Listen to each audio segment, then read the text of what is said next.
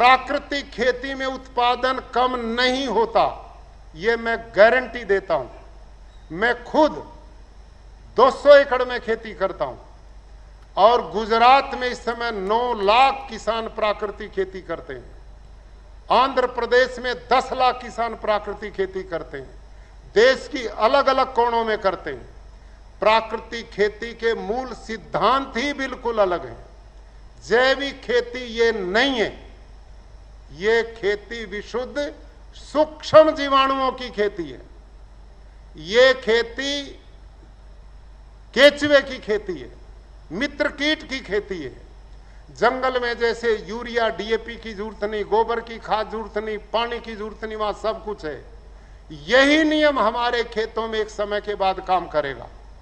अब मैं प्राकृतिक खेती के मूल सिद्धांत की ओर बढ़ता हूं। ये क्या है? इसमें हमने जीवाणु पैदा करना धरती में। यहां पर बैठे साइंटिस्ट महानुभाव कहेंगे आप फास्फोरस कहां से लाओगे, पोटास कहां से लाओगे, नाइट्रोजन कहां से लाओगे, ये तत्व कहां से पैदा करोगे? अब मैं बताता हूं कैसे पैदा होंगे। ये जो देसी गाय है ना, बोलो गौ माता की, गौ माता की। ना दूध पिएंगे ना गाय पालेंगे, गौ माता की हो जाएगी। क्यों साहब? मुख्यमंत्री जी ना तो गाय पालते और ना दूध पीते, भाई गौ माता की जय हो। भाई इससे बाहर निकलना पड़ेगा, इससे बाहर निकलो। अब समझो, यहां डॉक्टर बलजीत सारंग जी बैठे, इसी यूनिवर्सिटी के साइंटिस्ट हैं।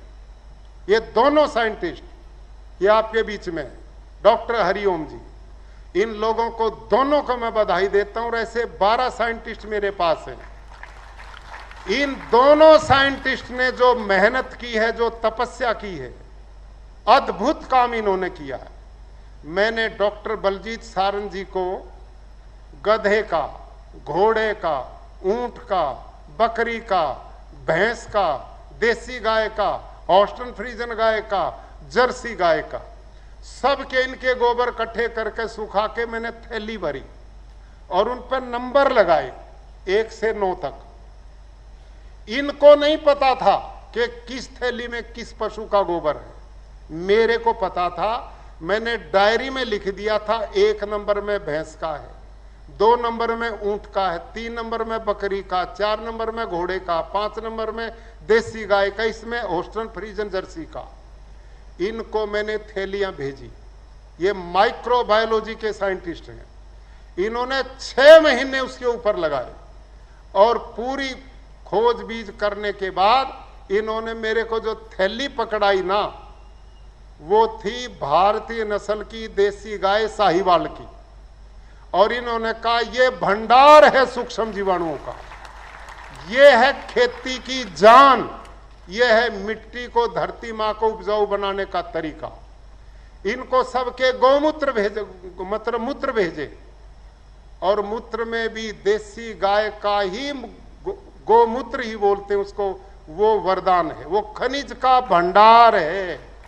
और देसी गाय का गोबर सूक्ष्म जीवाणुओं का भंडार है। देसी गाय के 1 ग्राम गोबर में, ध्यान करो, 300 से 500 करोड़ तक सूक्ष्म जीवाणु हैं।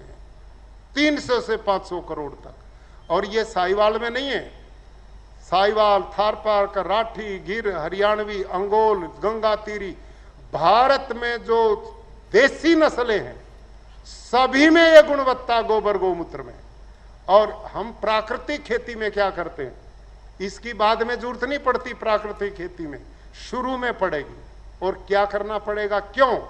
क्योंकि यूरिया डीएपी ने धरती को बंजर बना दिया, सारे केचुए मार दिए, सारे सूक्ष्म जीवाणु मार दिए, मित्र पक्षी मार दिए, जंतुओं की प्रजातियां लुप्त कर दी, तबाह कर दिया। अब उनको दोबारा जिंदा करने के लिए, धरती में उनकी संख्या बढ़ाने के लिए सबसे बढ़िया माध्यम है देसी गौ माता।